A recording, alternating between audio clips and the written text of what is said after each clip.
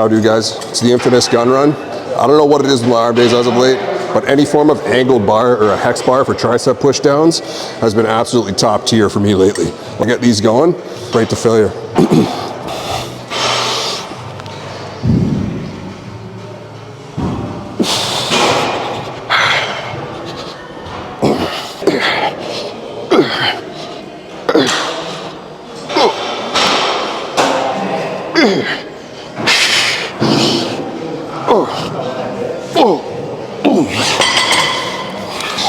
For these, I'll try not to get too messy at the end. You can cheat out a couple, at which point are you just working your shoulders and your upper back when you're trying to get your triceps in. To each their own. Next up, we got a JM floor press variation. We want the Smith machine bottoming out because my rotator cuff is cooked. So I don't want to be coming down, getting a massive stretch in that compromised area. Just doesn't make sense. Me, I'm just trying to rework my range of motion, and this is the best way to do it. And this is how I've been doing all my pressing as of late. Just flat furrow press on the ground. Smith machine bottoms out. It's just coming out to the top of the movement. There's no bottom range yet as I heal this up.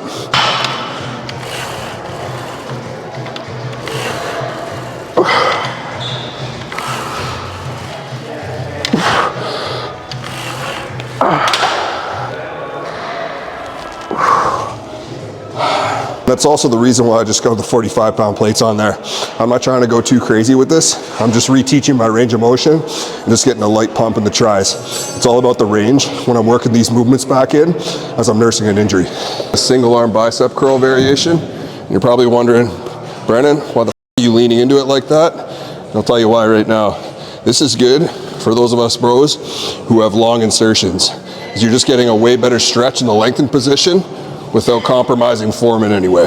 So you lock that in, keep that bow nice and tight to your lat, and then you pull through it. Get the full extension, and really try to drive that pinky up into your delt.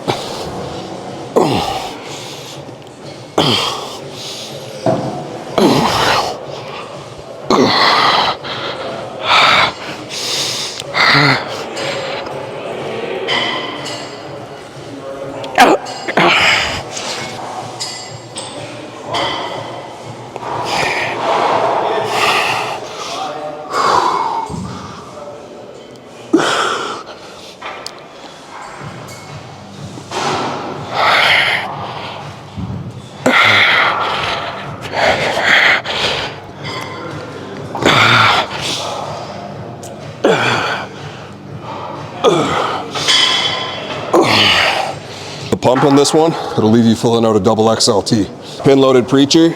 This one's always a fan favorite on arm days. But when I'm doing these, I try not to go full extension. I don't know about you, but for me, I just don't like my elbows and be in that kind of a compromised position. So I find just coming down to about 80%, 70%, and then coming back up. And then once I start to fail out, I just rip partials.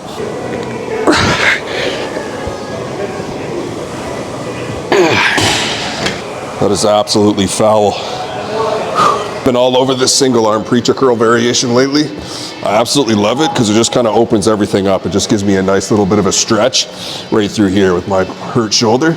These are pretty self-explanatory. You get a pretty moderate weight, you don't need to get too crazy with this. And I don't fully extend my arm. I definitely don't want that. I definitely don't want that elbow being in that much of a compromised position, especially with this one. You take it right to failure.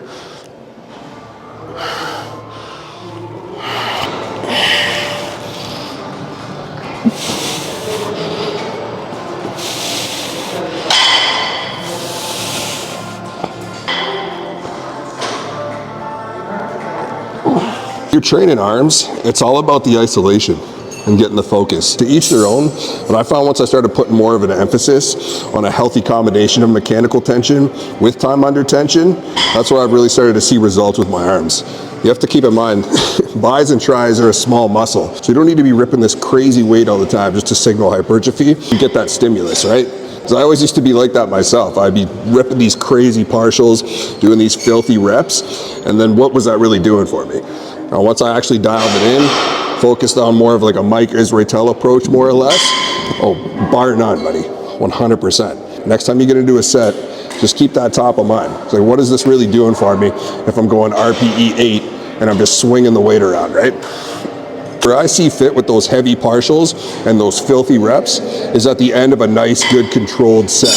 So when you're getting to failure and you're hitting the bottom line of that RPE, that's when you fire off those partials, get that last bit of stimulus, just so you can finish out the rep. These are just things that I've been keeping top of mind with my training lately, not focusing solely on the mechanical tension aspect and trying to rip the heaviest weight possible. It's just been snapping me up. It's like I'm going through injuries right now, torn rotator cuff, patellar tendonitis that I've just recently healed in my knee, and I'm working back up to that mechanical tension on my leg days. But it is what it is, right? You got to treat your body like a temple. I know you guys watch some of these other creators and they're just slanging weight around, which is sweet. You know, their genetics may accommodate to that, but me personally, I'm just speaking from my own experience. As I get further along on my journey here, I'm really starting to appreciate more solid, controlled reps and making sure I'm actually triggering that hypertrophy and not solely just slinging the weight around just for the sake of slinging the weight around, as flashy as that looks. How do, guys?